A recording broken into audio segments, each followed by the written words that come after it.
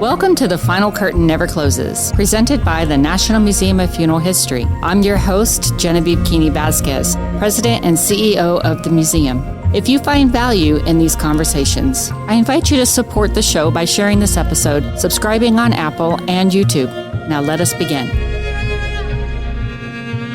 So today I have an awesome guest here in our newest exhibit that we're going to be opening up soon.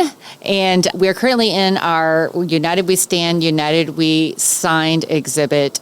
And I'm joined with Stephanie Lopez from Throttle and Therapy. Welcome, Stephanie. Thank you. Thank you for having me. Thank you for coming. So I met you at a car show. Yes. And it's only been a couple weeks that I met you. Mm-hmm. And I wasn't sure what it was at first, the name. But when I got to talk to you, I thought this is amazing and the world needs to know about it, right?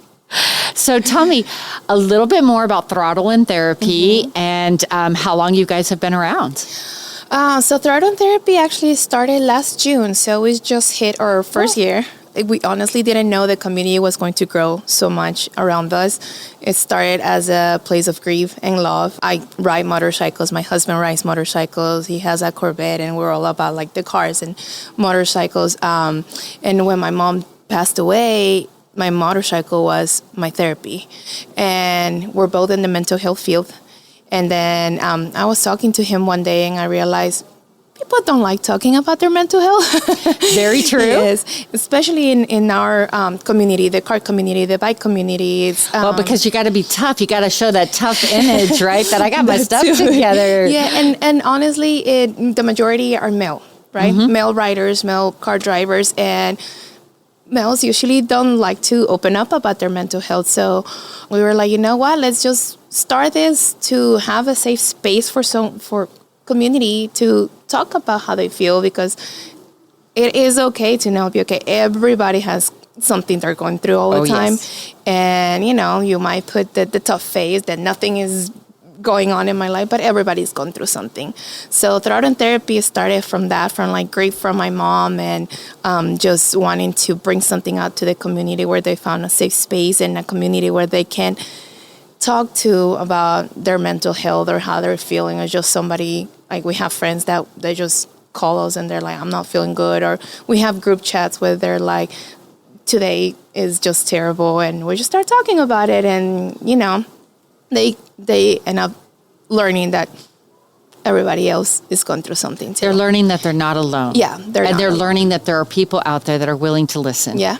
And willing to be there. Yes. Like-minded people, right? Yes. So you can sit there and talk about your cars, and you can, rev your engines, and then you can calm down that engine and say, oh, by the way, I'm going through this right now. Yeah. And we've had at the car meets, we have so many people that come and they're like, I love that name. Yes, my car is my therapy.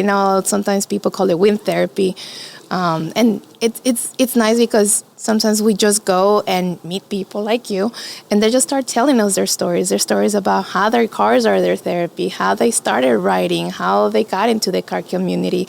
And it's just being a community that just kept growing from there. Amazing. Mm-hmm. So I know when I was talking to you, what really stood out to me and resonated with me is that you were saying that you have an organization also, your organization also opens up now to veterans, especially people suffering from PTSD. Mm-hmm. I myself am a PTSD sufferer, and I'm also a veteran, obviously. So, there's a lot of things that resonated when you spoke to that, right? I was like, oh, do I have to be in cars to be part of Throttle and Therapy? No. Just this is why we also started it. It's a safe community. If you don't have a car, you don't have a motorcycle, it's okay. Just come and hang out with us, right? But yeah, with the veterans community, we've done several events to the PTSD Foundation, and I know they're opening. They have Camp Hope, and they're opening a camp for women as well. Oh, great. It was in the works. I'm not sure it's finished or not, but we like to go to those events. A lot of our shirts or hoodies that have the 988 number, which is the suicide crisis hotline of the United States, we do give back to 988, a percentage of that. And then some of our brand ambassadors are also veterans. We have 2 of them who are veterans. They have gone to war. They both suffer from PTSD. They both suffer from grief. And one recently also had his wife passing away. And, we've been, that community tour is like, hey, just come here. It's okay, and he gets to open up and he gets to joke around and be himself around us without, having to be tough in front of everyone. So I love that they're open to share their stories with us, and they're open to tell us about some parts of what happened in war, or the things that they've seen and the things that they're going through. So yeah, we're big about bringing awareness to the community about the resources that are out there as well. Here in Texas, there are places that are called the local IDD authority, which are the LIDAs. Each county has one, and some of them have a department specific for veterans, and then there's departments that are specific for PTC or just mental health. Mm-hmm. So for Harris County is the Harris Center. For Montgomery County, Walker, and Liberty counties is Tri-County Behavioral Healthcare, and they do have what they call the psychiatric unit there as well. If you know someone, or if the person is going through suicidal thoughts or just going through some mental breakdowns or anything, they can go there and they'll get evaluated, and they'll let you know, like, hey, we'd like them to stay for a 3-day program or a longer program, and each county has that here in Texas. We are back to the conversation in just a moment. First, I invite you to support the show by sharing this episode, subscribing on Apple and YouTube, and by visiting or donating to the National Museum of Funeral History at nmfh.org. Your support keeps these conversations going and helps us remind one another that any day above ground is a good one. Wow, so what I just heard was an amazing amount of resources that you have access to. So if you're not part of Throttle and Therapy, or you know somebody that is struggling with mental health, you can actually contact Throttle and Therapy and get the assistance you need for somebody else? We'll give them the resources. Exactly. Yes. Yeah, that's amazing, because I think half the battle that we have in our community is not knowing where our resources lie. Yes. And the fact that if I can just always keep in my mind Throttle and Therapy, Throttle and Therapy, Throttle and Therapy, and the next time I come across somebody who happens to be a friend, or maybe somebody out on the street that you don't even know, and they're struggling in that moment, and they just happen to open up about something small to you, you can just maybe be like, maybe you need to talk to someone at Throttle and Therapy, or maybe they can make a phone call for their friend and say, hey, I have this friend that is talking about suicide, or is talking about some things that are very traumatic for them, and they're going through some really hard stuff right now. Can I give them your phone number, or what kind of resources can you provide me to give to them in hopes that they will take advantage of the resources? Yeah, absolutely. We have obviously our social media, and we have just random people like, hey, I really need help, or hey, I've been going through this. And usually it's like my husband and I, and he knows all about 988 and the resources as well, so he tries to help as well. But yeah, sometimes, a lot of the times, like, even if they're not in Texas or if they don't know, 988 is a number that you can call, you can text, you can even go online and chat with them now. And a lot of people don't like to talk on the phone, so you can text them, and that's the pretty neat thing. And you don't have to be going it through yourself. If you know someone and you don't know how to help them, you can reach out to them as well, and they'll guide you, and they'll give you their resources as well. Wow. So 988, yes. We all know 911 is the emergency number, but 988 is your hotline for mental health, basically. It's the suicide crisis hotline of the United States. Yes. Wow. Okay. So everyone remember 988, because that is also a very important number to keep in your mind, right? Yeah. Or put it into your phone, 988 mental health crisis line, right? Wow, that's truly, and when I was talking to you at the car show, you were like, 988. And I'm like, I remember the VA gives me a crisis number, but I don't remember it. And I kid you not, I went straight home and I looked it up, and sure enough, it said, it is 988. Yes. And that's, and I'll never forget it now because I had that moment of not remembering it. Yes. You told it to me, I questioned it, I researched it, and yes, it is 988. Yeah, and that's why a lot of people, they're like, what is the number on the sleeve of the hoodies? I'm like, it's 988. Or sometimes I just like to ask people, are you familiar with 988? I would say 90% of the time people are like, no, what is that? Mm-hmm. And they're like, once I give the information, they're like, okay, that's good to know, And hopefully they never get to use it, but if they do, it's right there for them. Exactly. Yeah. And sometimes, unfortunately, we hear of people that actually committed suicide because they didn't have the opportunity, or they weren't strong enough to reach out and tell somebody what they were really dealing with. And then you do have some people that are dealing with their stuff, but it's just too much, and they still, unfortunately commit suicide. Yes. And so if I have somebody who died from suicide, and I myself as a survivor is struggling, is 998 a resource for me at that time, or where might I go to get some assistance with the person who's suffering from a loved one who committed suicide? Agree. So I do know 988, like I said, is not just a suicide line, it's also a crisis line, it's a mental health line. So they can also give you because resources. Now they have mental health issues because somebody that they love committed suicide. And you're going through grief and all of that. Great. And obviously, you're everybody goes through it differently, but you can reach out to them as well. But there are other resources as well, depending on where you're at. Like me, like when my mom passed, I looked up online and I was like, what is out there for me? My mom, long story short, my mom went missing on a September 13th, and we found her 2 days later inside a manhole. So it was very traumatic. It was very sudden. So, some people prepare for somebody's dead, but there's instances like mine that is just a shock. And where do you go? Who do you talk to? So there were groups, sometimes even Facebook groups, there is like grieving moms, and you just put your story there and you feel like everybody's actually listening to you and nobody's judging you for being sad, for crying for 2-3 months in a row. So there's a lot of resources also, like Facebook, social media, and there are grief groups in town as well. There's even groups for when you lose your pets, because I have gone to it as well. So there's a lot out there. There's so many faces to grief, right? Mm-hmm. And I think there's a lot of people that sometimes even some of our listeners now may think, I'm not grieving. Yeah. I got my stuff together. I don't have any mental health issues. But I think that I would challenge everybody to look back into their life and say, you know what, I might have lost somebody. Maybe I have grief that I haven't resolved yet.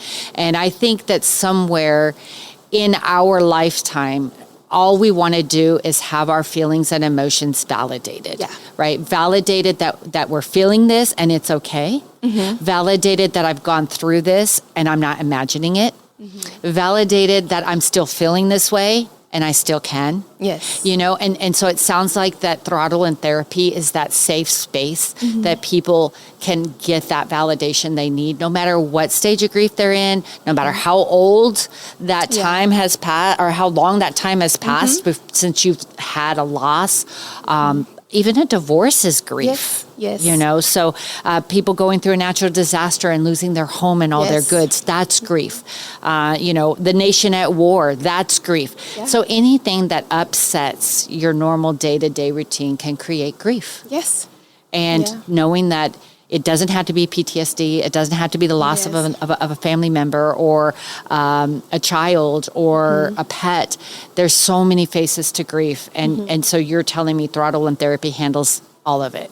Well, we give out the resources and we're there to talk to people, yes. Right. So like I can come to you and say, I lost my cat and I want to just talk about it. Yeah. And you guys are just hanging about and maybe there's somebody else in the group that lost their cat and you can link me up with them, and right? That's usually how it goes. Usually it's like, this has happened to me. We're like, hey, I know this other person, a couple months back, we had a friend who was having suicidal thoughts and everything, who is also a veteran.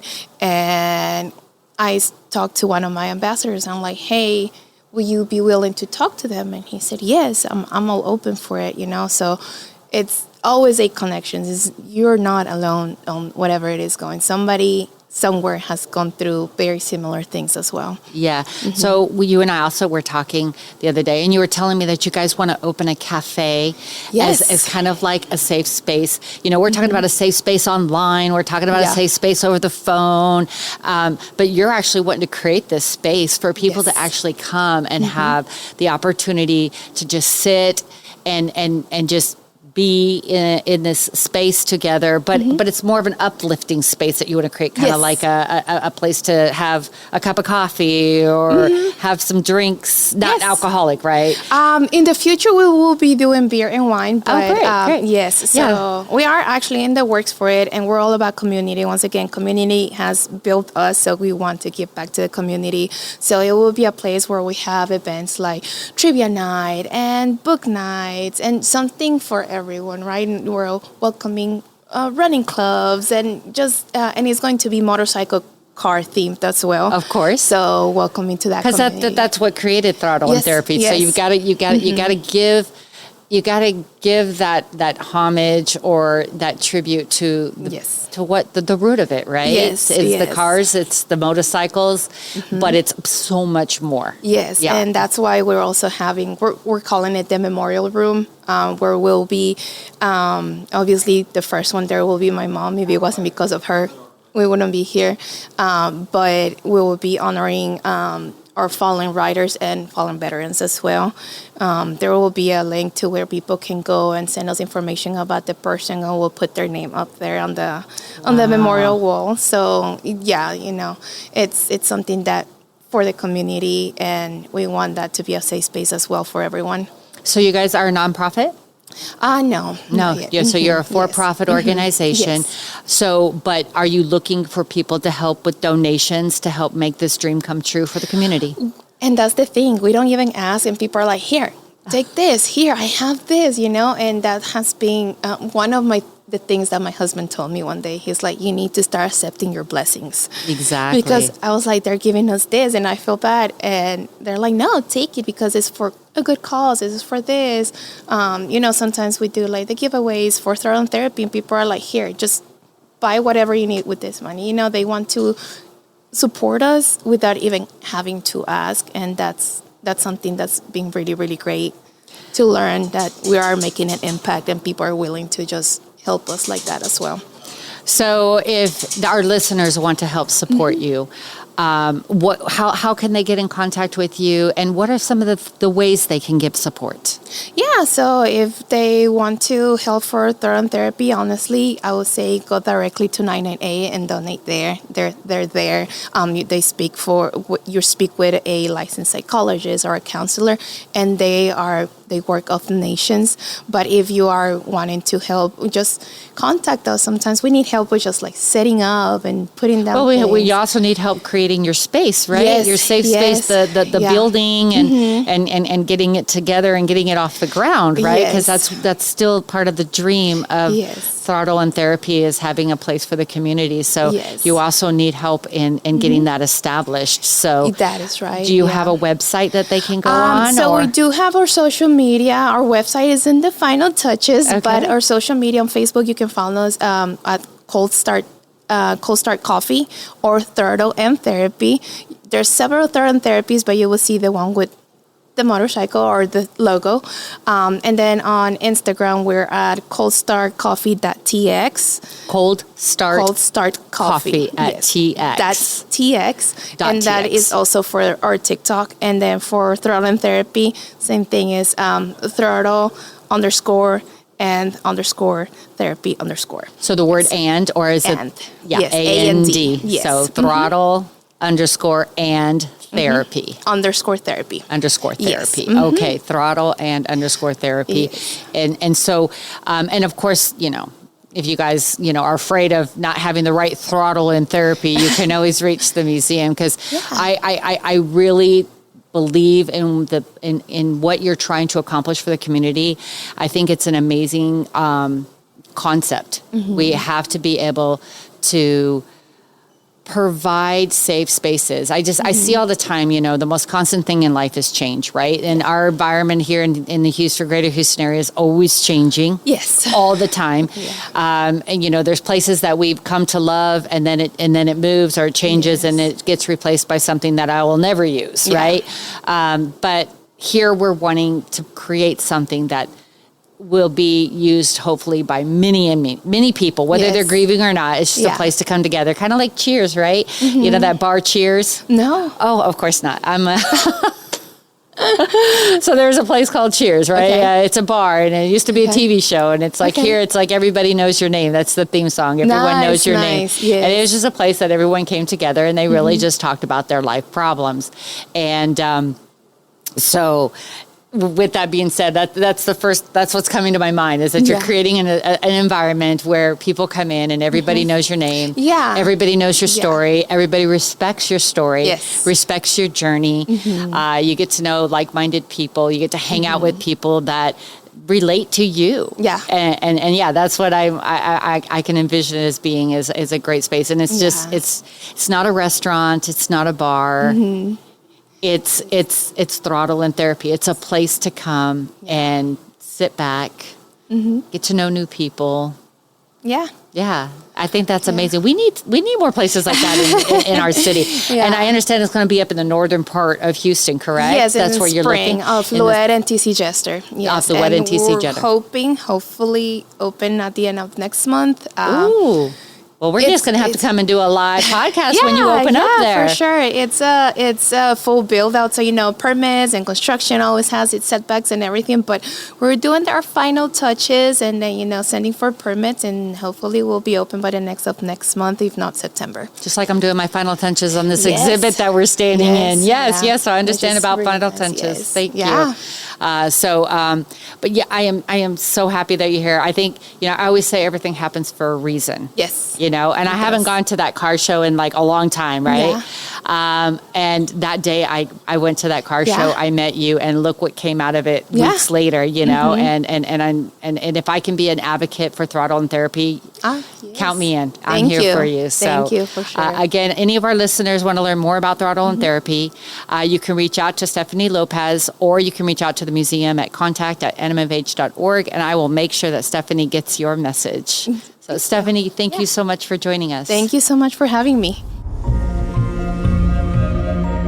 Thank you for joining this episode of The Final Curtain Never Closes.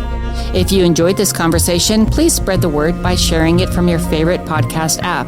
And be sure to plan your visit, or you can plan a virtual tour at nmfh.org. We have 2 different levels for the virtual tour. We have an individual one for a 48-hour time span in which you can peruse the museum, or you can take the annual membership, which will allow you a 365-day tour of the museum at your leisure. And remember, any day above ground is a good one.